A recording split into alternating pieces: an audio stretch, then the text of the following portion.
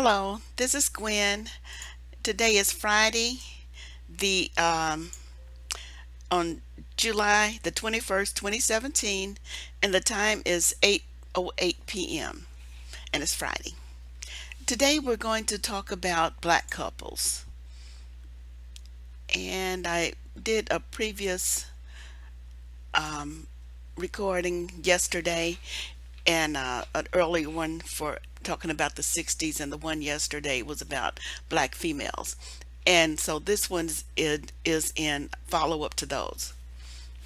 Now, what I'm going to talk about is that we have a hard time because we are living in an artificial social construct. That is, we're living in a patriarchal construct, and I'm going to discuss that.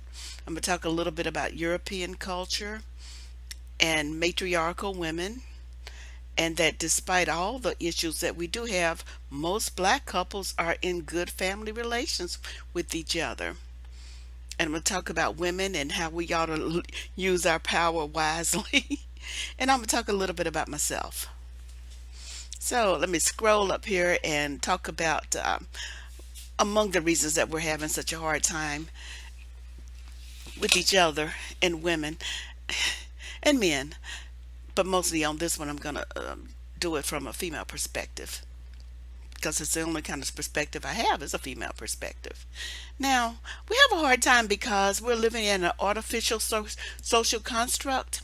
That is, we are a subcategory of people in a living in a dominant society that's got a different culture and construct and history than we do. We're living in European Western society, yet we're African people. And since their society, unfortunately, is so diametrically opposed to ours, we're struggling with how to fit and how to get the things we need and want, but can't because it's artificial. I mean, we're being dominated by another group and another way of thinking. Sorry about this. I'm adjusting my mic a little bit there.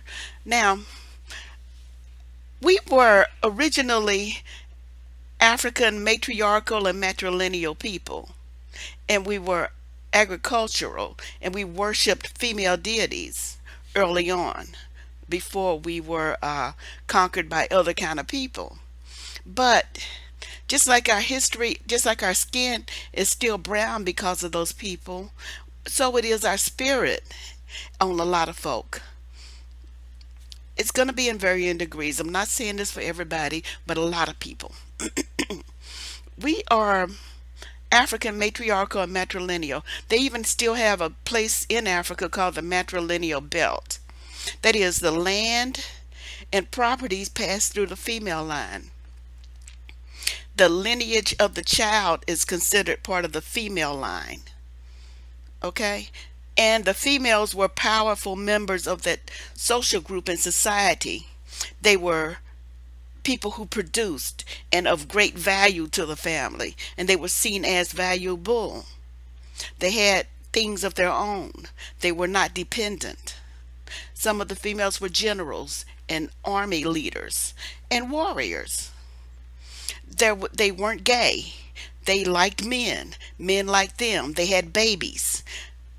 But they were people who lived a more complex role than the European women. Your African men lived a complex role. I hate to say this, and I'm sure nobody will agree with me, but in my point of view, the African man or the black man is a more versatile male. This male has got dimensions all through him that's both nurturing and kind and generous, and these would be considered female exclusively traits in Western culture. But the African men have those, just like the African females have what would be considered masculine traits. But in my mind, this makes a more balanced human being and a more complex human being. When white people see men of other cultures, and sometimes these men are touching and hugging, they think that they're gay. White people think that they're gay, but I know for a fact they're not gay. Just because they're hugging and touching, but that's because they like each other as human beings. There's some more complex relationships, more subtleties in interactions in people of other cultures, especially in third world cultures, as they call them, because they are simpler and uncomplicated people. They already know they love, but European people only way men touch each other. Well, only way European people touch each other is in sex or violence. But there's a whole range of emotions in between there. And one of them is just glad to see you. I had was in Egypt and I took a picture of four young men going down the street, arm in arm, right? Four men, four young males, arm in arm. But they were all leering at me. So I don't know whether they were brothers or cousins or whatever because they looked just alike. But they were all turning their heads, leering at me as I'm walking, trying to get my attention because they all apparently wanted to be with me. I was over there pretending like I'm 20 something years old and I'm like in my 40s. But what the hell? That was, I got had a young 18-year-old wanting to, his mom trying to marry him off to me. That was funny. Okay, because I'll be out there doing silly stuff. That's just me. That's the way I am.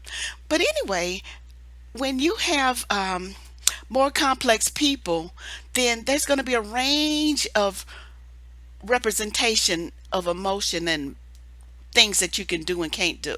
But if you're limited by Western culture, then these things will have categories that are alien to you, but you're still trying to live them. When I've gone out, when I've been in different parts of the world, I saw the nurturing characteristics of males, not just African men, but also in Polynesia, for example. I saw where the fathers would be with the children, very, very nurturing and caring. White men had to be trained to be nurturing. That wasn't a part of what they did. It was everything up to the female. The males barely even picked up the baby. Now the males, after all of these rule changes for them, they got baby slings and things like that where they take the child out. But they had to have a movement for white males to be fathers that really interacted with their children. The men of the rest of the world in brown people countries where they're brown people dominated, they didn't do that. You didn't have to have a movement. The men were already doing it. I've seen men do things with babies that are normally left to the women in this culture. Seen it a lot. I watched. I observed and I paid attention and I recorded it. Like there's several things, like playing with the child outside in public. Nobody told them to. They're doing that because that's what they want to do. That's the way they're raised. That's the way they do it. I've seen things like that. A lot of things. A lot of that. Over here, they barely, until the movement, the male father movement, they barely even button up the kids' clothes or even wipe their mouth or even wipe their nose. And if the woman was around, they wouldn't do that at all. But other cultures and people of the world, they did. But that's a limiting culture. Western culture was very, very limiting. And there's a history of that. Now, I'll talk about white and Semitic people are patriarchal, and both of them conquered Africans or had control over African people. Semitic people were I'm calling them Semitic because they were the Arabs that came to Africa and conquered it and took over. That's where you might see somebody darker, chocolate, black, brown, telling you he's white. How did that happen, you ask? I ask the same question. It's because when a child is born of any Arab ancestor, all the descendant thereafter are considered Arabs. And Arabs consider themselves white. Arabs are Caucasians and thus white. First time I knew it was when the Arabs and the Middle Eastern people came over to the U.S. to train in the military bases, and they were darker than I was, or at least as dark. And I done got drunk out at the club, and I'm walking up to them. I said, "Okay, I done lost touch with my relatives, with the homeland. But how did that happen? I done lost touch with my homeland, but explain how that happened." And they did. They told me, that they were white. I said, uh-huh. And so the second time I noticed it was when I was over there and they were telling me they were white. And I looked at the people around the guy who said that, and they were nodding in affirmation. A whole crowd of brown people darker than me, or at least as dark, telling me they're white. And so I needed to know more about that. So I took classes in Middle Eastern courses, related courses. Arab is like the Arab Israeli conflict and African history and things like that. And so that's where I found out that if you got an Arab ancestor, you're considered an Arab. And if you're considered an Arab, you're considered Caucasian. And thus, somebody browner than me will tell me they white. And they did. So that's the lineage of a patriarchal culture that was imposed on a matriarchal culture. And so we're still living some of that dichotomy there. We, it, yes, a dichotomy. As I live and look at people, I find that different spirits that we have are connected to our ancestors that we're descended from, and a lot of the females in America and in succeeding generations from those Arab Israeli, I mean those Arab conquerors and Western conquerors, a lot of the females are still being born with matriarchal matrilineal spirits. And the head of the household spirit, the domineering spirit, the warrior spirit is coming out still in black American females. That's part of the problem. It's not a problem for her. She's not the problem, but the society that she lives in is the problem. And that's what makes a problem for her.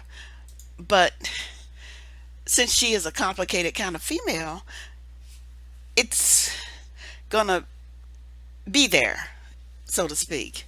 Yeah, it's just going to be there. So what we got to do is learn how to recognize it and deal with it and try to make choices so that you won't have a hard time with life knowing about it. Just accommodate it. That's all I'm saying. How much of that warrior spirit depends on the person. With the women, a lot of women are really born kind of soft and docile, or not docile, that's a bad word, that sounds bad. I don't mean it to be bad, but there are a gentler spirit. Some people call this passive and other people call it feminine. I don't call it, I call it the push and pull spirit. So she's a no, the push and yield spirit. So some women are born with the yield spirit, while other women are born with the push spirit. And the same thing with the men. Some of the men are being forced into leadership positions that they don't even want. They want women to love them and cherish them and all of that stuff, but some men just aren't equipped to lead. But they're being indoctrinated in this Western culture. How does that play out? For example, when a young person is in school, early years, we're looking at your Cinderella, your fairy tales, and all these books about Prince Charming and how Western romance manifests and how the characters act and how this romantic event that they fall in love and live happily ever after. That's a Western model where the prince rescues the princess, or they lives with the little ballerina or the mermaid, and all of these other archetype females who need to be who are need to be rescued. in some capacity, and the male is rescuing him, and he's picking a flower and handing it her, and she putting it in the hair, and she runs flouncing in the little lacy dress in the field. Okay, that's not your sister. So he done looked at the princess all day, and he comes home to this little chocolate girl. That's in his family or in the girls all around him. And chocolate girls with kinky hair, unless they done bought somebody else's. So he's already in a dichotomy. He's being told that the little flouncy girl running in the field, in the wheat field, with the hair flying in the wind and the lacy dress or whatever the hell, chiffon dress. I don't know where they find them dresses at. You know, the one in the sunny field, the little beautiful girl that's being sold to us as an ideal. Okay, that's the one that we're being that's being pushed at us. It's a wonder men even want black women at all after all the years of indoctrination toward wanting that one. Black women are looking at Prince Charming all day long in some capacity or another.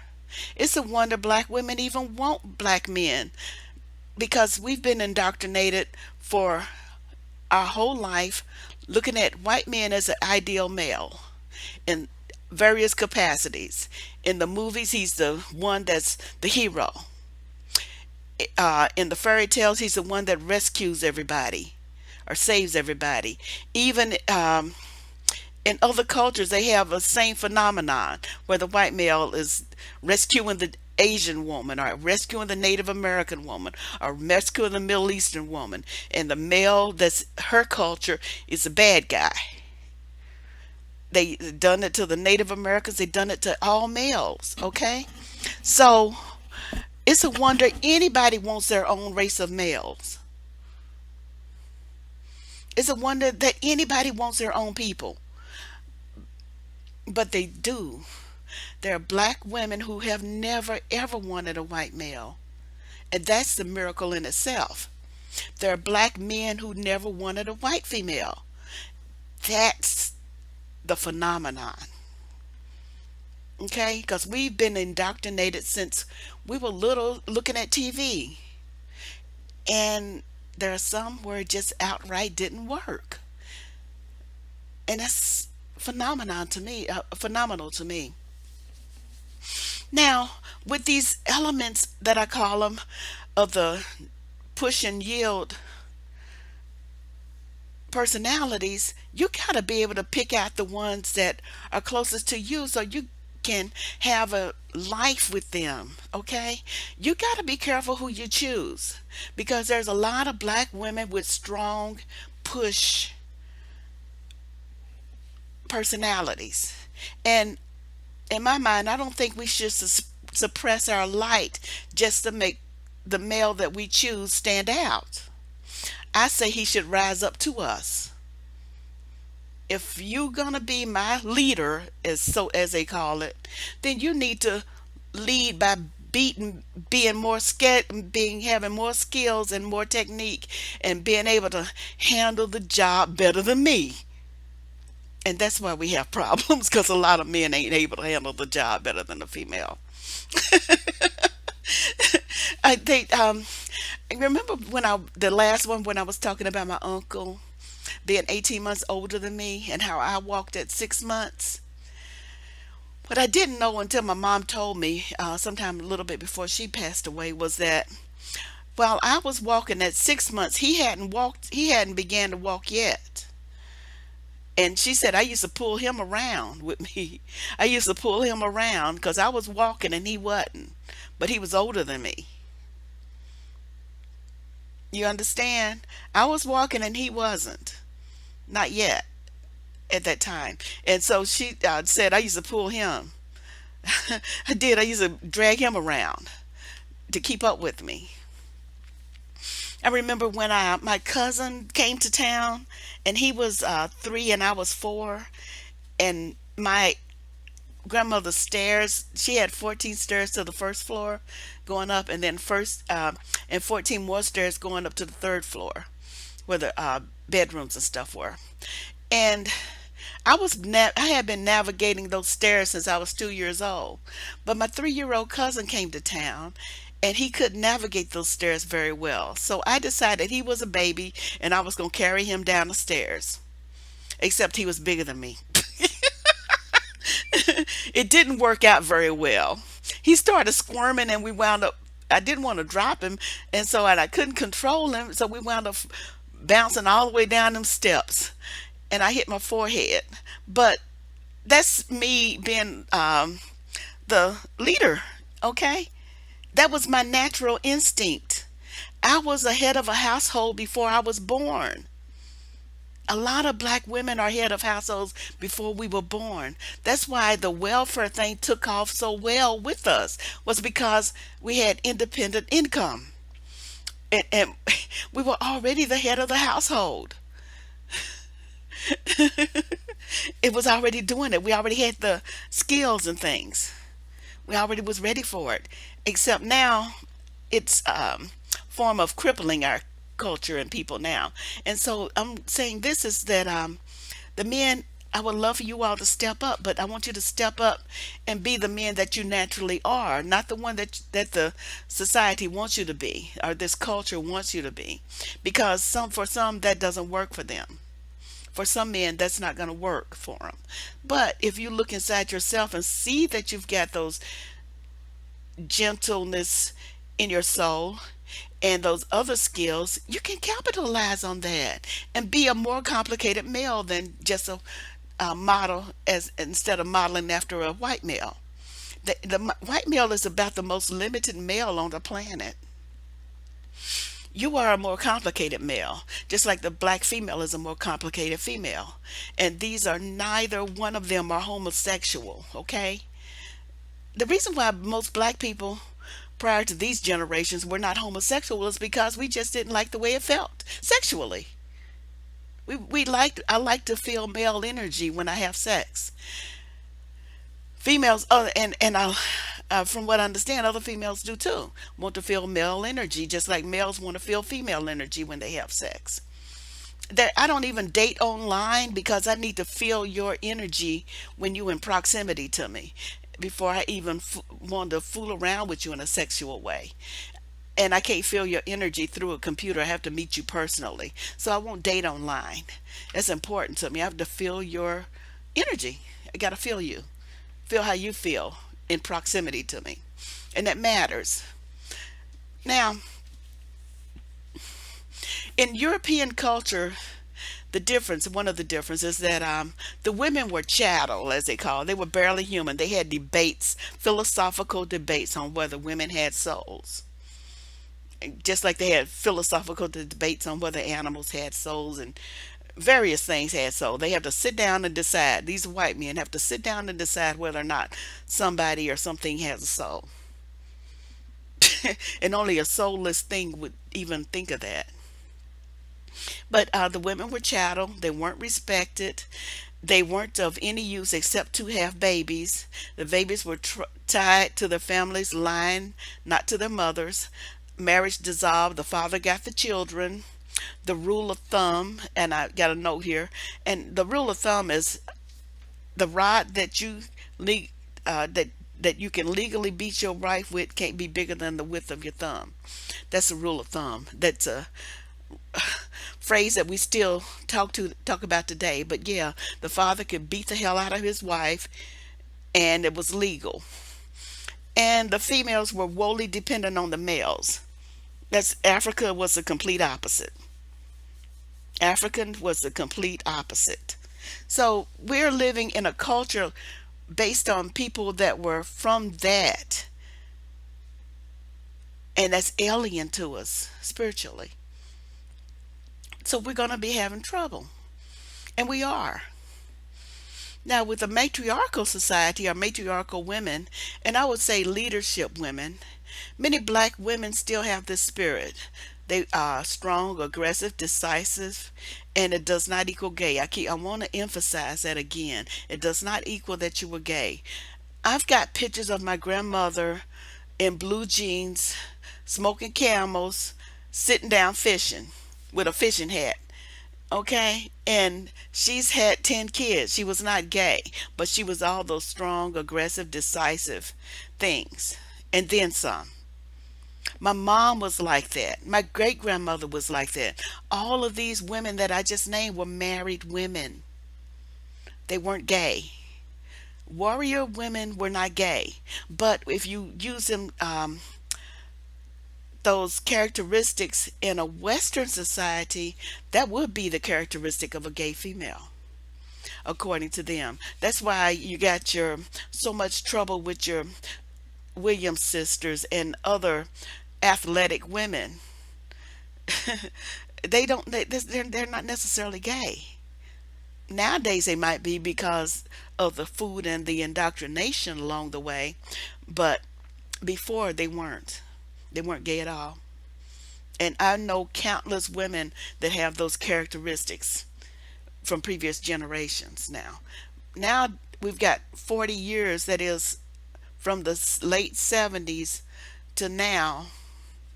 So it's more, that's not 40 years, but two generations of women that were going to white schools. So we're confused. We still got that strong, aggressive, decisive spirit, and but now they're thinking that that stuff is a characteristic of a man, so therefore they must be gay. And these women believe it and are turning gay. And not to mention that the food and stuff like that is messing with your hormones. Yeah, the food is messing with the hormones and sexual orientation. There's some people say they're putting something in the water. Other people say, and I say they're putting something in the food, because you can filter your water, but you can't filter your food. But whatever it is, it's being artificially ingested in us. And I don't know how, but I do know it's making the ratio of gay to straight people way out of whack. Before, when I was growing up, there might have been 1,000 people, and about one, two, or three of them might have been homosexual. Now I'm thinking, even as I walk to the subway and I see 10 males, because one day I counted them, four of them were obviously gay, and two of them I wasn't sure about. Okay, so that's a different ratio, and I did that informal count on several occasions, so that's why I keep on saying 40% versus like a point something or another percent. Very few. Homosexuals in the black community had no reason to be in a closet because nobody cared. We found them to be sought after people that were contributors to the community. They weren't a burden, and we liked them. We saw them as positive things. My grandmother talked about them fondly when she was growing up. My mom talked about them fondly when she was growing up. I remember the gay friends when I was growing up, and I remember them fondly. No hostility. We were glad they came, cause glad when they came up in the house, because they were bringing lively fun, and it was fun around them. Okay, so they didn't have no reason to be in the closet. That's a Western thing. The gay men in our neighborhood weren't in the closet, so they weren't hiding. When I give you that count, I'm telling you what was there. They knew each other, we knew them, and they didn't have a reason to be hiding from us. They knew that they were welcome. Now, let's see. Yeah, many black women still have the warrior spirit, strong, aggressive, and da da da. Don't equal gay. For white women, they would have equal gay, but not for black women. Black women don't create rescue situations. White women do. That's part of their culture. They like to be rescued. They create situations where some man has got to step in and rescue them all the time. If you have to work with the white lady, she's creating a situation so where somebody's got to step in and pull somebody else off of her. It's mostly, it's not physical. It's talking about, like somebody said something about her, or somebody's finally confronting her about something, and then somebody else has got to step in and say, no, don't talk to Miss So and so like that. She's dating me no harm. That kind of stuff, the little rescue situation. And I've seen it. I've seen it, and nothing makes them more happy than pitting black women against each other to rescue them Only thing makes him more happy than that is pitting black men against each other. But this has been a phenomenon since the early time of even black interreaction. I mean, white interreactions. That's what that whole "I've got molested or whistled at by a black man," and she goes and tells a white man to do, and he goes off and kills up the whole damn neighborhood. I like to read books called that's a genre of paranormal romance, and to a book these white written by white women, but the male lead is a jealous possessive male. These are males of white women fantasies. He's a jealous possessive and a violently aggressive male when he's wanting to deal with what he perceives as a rival. And this is a character in a book, but several, almost all authors that I read in these books have that same kind of male archetype. Okay? So this is a male of the white lady's fantasies. And this is a jealous, possessive male. This is the kind of male she wants. And he's a jealous, possessive, and violent male toward other males. He beating up everybody.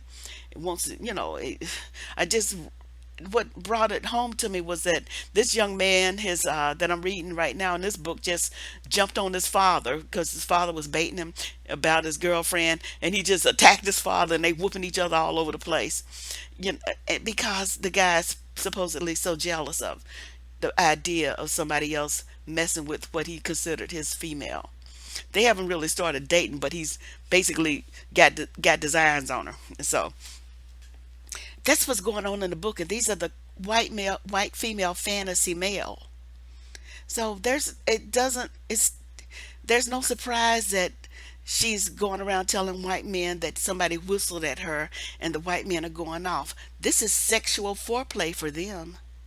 That's why she's standing up there with some dead person hanging from a tree after they got burned alive, and she's got looks of pure rapture on her face. How dare you date somebody like that, my black man? How dare you? And black women are the only ones that's going to come back and cut you down and bury you and have to carry your dead, desiccated body after they're finished with you to give you a proper burial at minimum. Okay, we're the ones that are mourning you. So please stop that crap. I digress. That's what I really think, but I usually try to say that more tactfully. I really do try to work on saying things tactfully. So let me just pull myself back and try to get tactful again. um, yeah, but we we're bad at being passive aggressive. White girls are good at it. One of my other tapes, I told you about how I saw this phenomenon right in front of me play out in front of me with a white lady interacting with a white man. As I travel across the country, I'm meddling and looking at culture, other cultures and people. I call it being on safari, looking at the natives. So I'm in the white area looking at white people. I'm passing through there, and I had to get some paperwork done at an office, a federal office. And the man was new at the job, and he didn't really know what he was doing, so he was trying to give me the wrong forms. So I'm telling him that I'm looking for another form for this action that I need. And so he really didn't know what I was talking about, but I had already filled out the form several times, so I knew what it looked like, and he wasn't giving me the right one. So he says, wait a minute, let me talk to this one. And so he went to his supervisor, who happened to be a female. And she came to him, and he's got the book, and he's trying to figure out what to do. But when he asked her the question, he asked it like he was making a statement.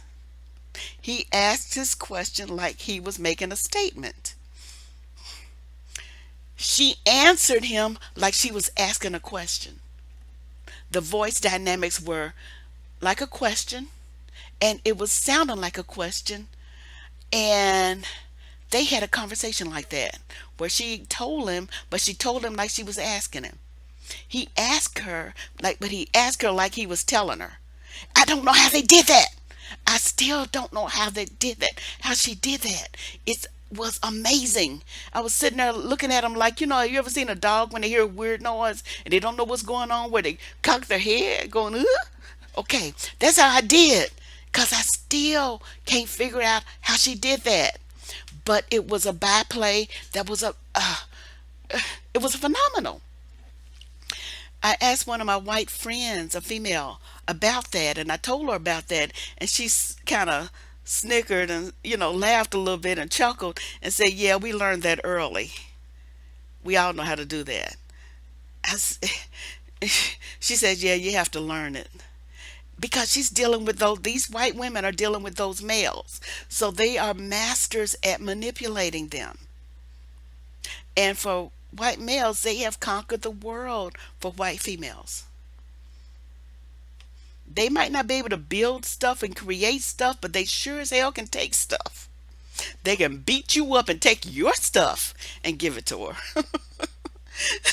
They can't build and create and all that stuff, but they can take it from you. Yeah, you got your farmland and got your nice little this and your that, all nice and pretty. They will have a horde of barbarians come up in your neighborhood and take everything and take it home, because that's what they did to each other in Europe. They can't create and they can't build, but they can take yours and they can take ours.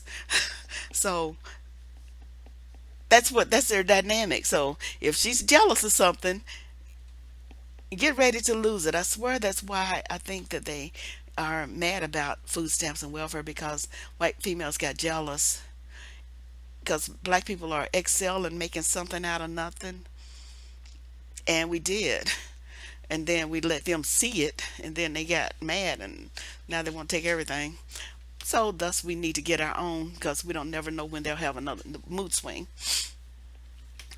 Now we've had generations of indoctrination through busing, 2 to 3 generations. And so that's why I look at us needing to have our own schools. Indoctrination in white culture is how they confuse your children and make your children have confused white priorities. This isn't limited to black people. The Native Americans went through it. The Native Americans had to go to white schools. They yanked the Native American kids away from their parents and put them in white school for indoctrination.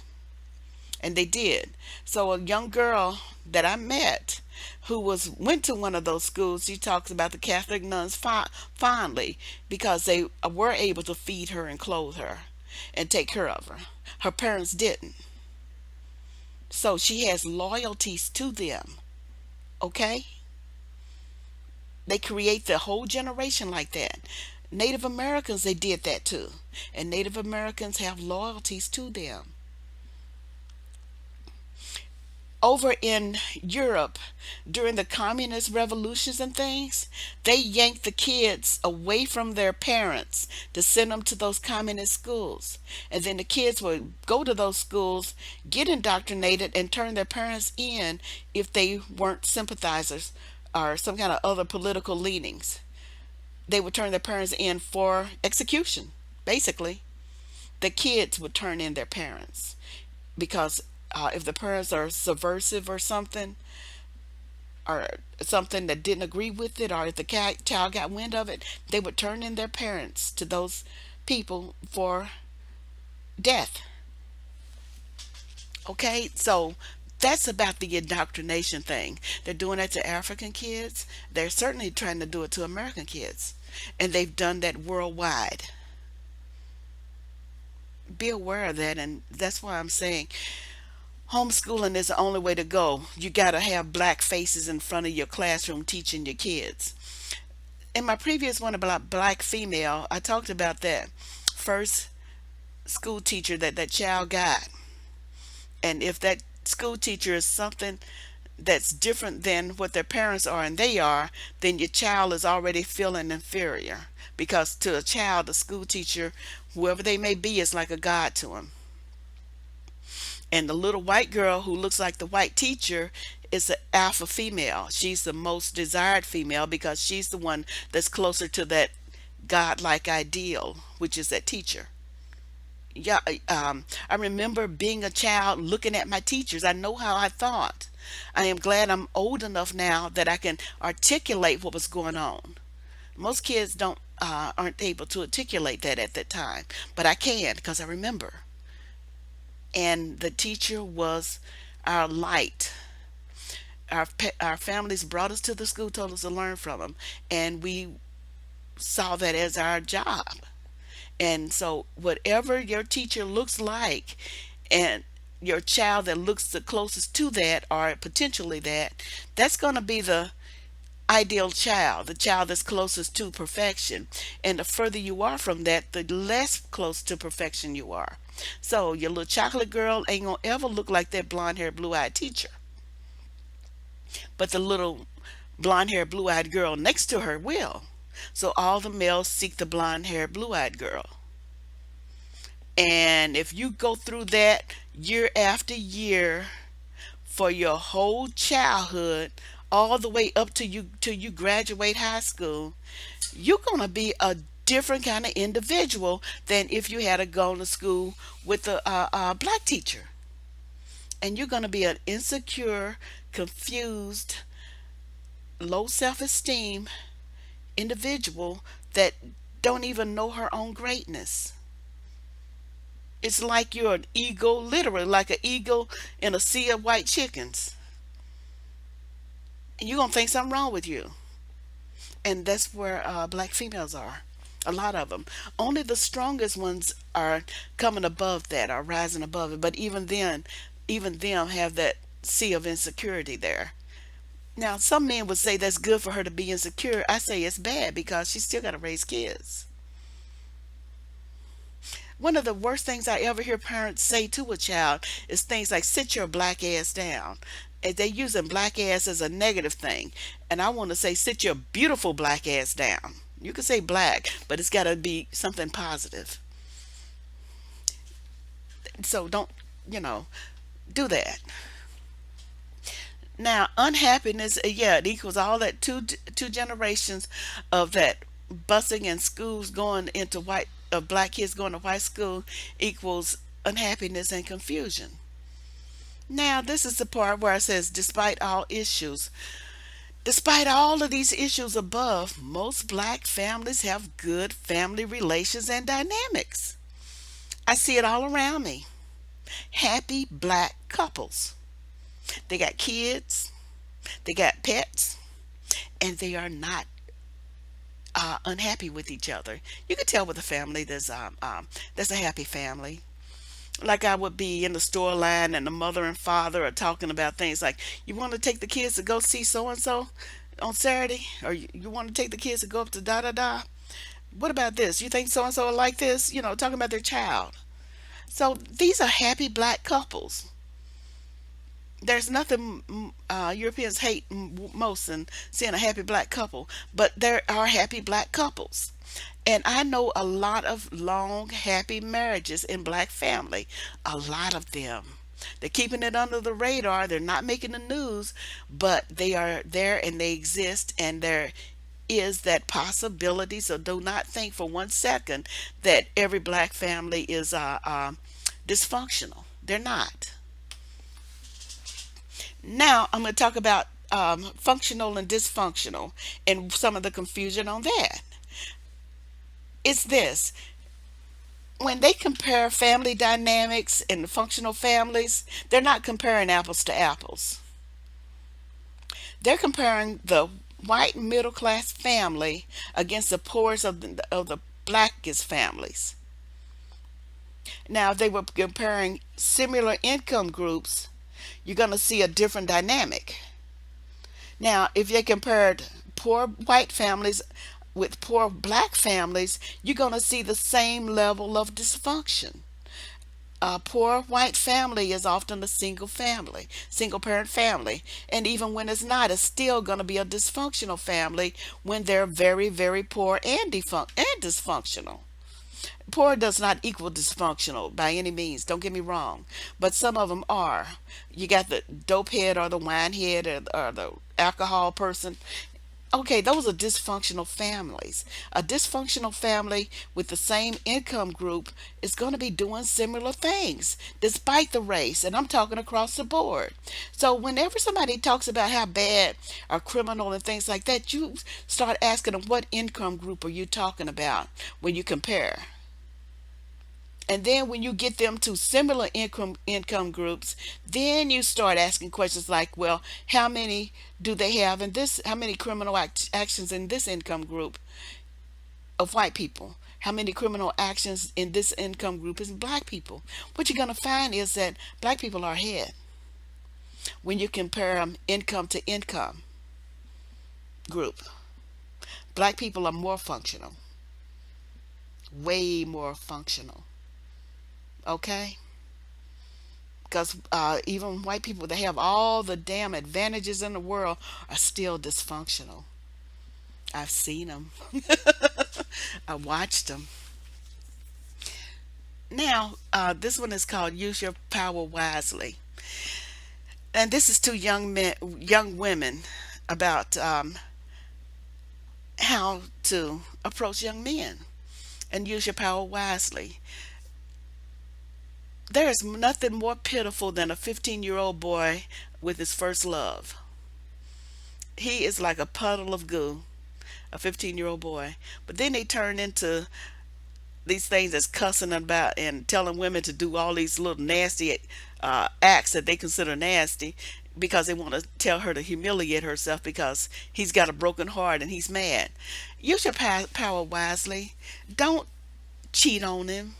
If he's in love with you, just or break up first and then go and find somebody else. But don't cheat, don't lie, don't try to play games, don't be the trifling little thing that makes somebody hate you and hate women thereafter, because when your actions will manifest down to other women as he succeeds in life. So use your power wisely. Men are crazy about you, but you got to be crazy about yourself. So use your power wisely. Don't abuse your power. Okay, females. Now we're at about 47 minutes. I'm going to scan and see if I need to add anything. Oh, yeah. Now, if you're going to be having a home life and you are trying to make house, then to make that last, and this is me looking on, and I've been looking on for about since I was born, really, and I'm in my 60s now, but I've been paying attention. And although I'm not married and won't have kids, I do know what they did to make their lives successful because I was watching folks. And among the things that make a man want to come home to you is to have a pleasant home life. It's as simple as that. I've seen men who don't want to come home, and I've seen men who can't wait to come home to their families. I've seen them where they are driving on the road on the way home and creeping along because they just don't want to go there. They're dreading every step getting there. They're stopping at every red light, even when they stopping at the yellow light because it might turn red, and because they don't want to get home, they don't want to see you. They don't want to be bothered with the kids. They don't want to be there in that house. These are the men that work overtime and do everything they can not to be in that house with you all. That's because it's not a happy place for him. He might be married to you, but he don't want to be there. But then there's also men who can't wait to get home. I have a relative who he works in the afternoon, so he has to leave the house in the middle of the afternoon, and everybody's still there. And so he drives to work, and then he drove. He said, "Okay, I got to get on to work," and so he left. But then about a half hour later, the phone rang, and my aunt answered, and he's talking, and she hands the phone to the daughter, and they talk, and I'm just looking, and I said, and she's laughing. She said, "That's so and so. He's sitting in the parking lot talking about he don't want to go in there, so he just had to talk to us. So he could have the motivation, basically, so he could have the motivation to go in there to work at a job that he don't want to do and don't want to be bothered with. But if he talked to his wife and daughter, he'll be more motivated to go in there because he didn't want to leave the household with his wife and daughter to go to a work that he didn't want to do, and it was a good job, mind you, and it was by all intents and purposes, it would have been work that anybody wanted to do. But he didn't want to go in there. He wanted to stay in the house and hang out with his family. He liked his family. He liked hanging out with his family. That's the kind of home life you want. That's the kind of home life where a man will come home as soon as he can because he wants to be in that household. Now, how do you get a pleasant home life and household? It's got to have a degree of organization. It's got to have a degree of everybody know their roles. You can't sit up in the house pouting and bitching all afternoon because that's not pleasant. Now, I'm not saying you got to suppress your bitching, but y'all got to be on the same page about what your goals are. That's what the bitching is about. It's when somebody's not meeting a goal or an undefined goal, or you're trying to redefine a goal. Figure out what your goals are for your household, excuse me, and live by them and follow through. If you haven't found a permanent mate, make sure you find a mate that understands that. If you do have a permanent mate, then you go ahead and do your part and then guide him into doing his part. I never had to argue with men. First off, I already had what I had to use. I don't I It's not in me to argue with you about something you don't want to do. And I don't care what you do and don't want to do because I know I'm going to do precisely and specifically what I want to do. I don't care if we meet in the middle somewhere and bounce around and bump a few body parts. I'm fine. I won't wait for you to go to a movie with me or go to an event with me. I will just go and then I'll prepare to go and I'll say, "Hey, I'm going to X, Y, and Z on Saturday. Do you want to come?" And if you say yes, I'm fine. And if you say no, I'm fine. I don't care. It's more fun with you, but I'm good without you. So you can't spend a lot of time manipulating them and putting them in unpleasant situations and expect for that to be a pleasant household. It it it manifests badly. It don't work that way. It it makes poison basically, where there's building resentments for various things. So just have a pleasant home life. That's where you're making him comfortable and he's making you comfortable. And heaven knows, stop trying to talk to him during the ball game. Lord have Goddess have mercy. Lord have mercy. Whatever is divine, have mercy. Stop that. Stop using things that are non-competitive things to, like, you feel threatened because he likes to watch the ball game, so you keep interrupting the ball game. Don't play that. Grow up. And that's the biggest thing about all of this is that you need to grow up. Be mature. That's all. Now, that was the last thing I had to do. Yeah, that's covered everything. Thank you so much for listening to me. This was fun to do too. Okay, bye bye.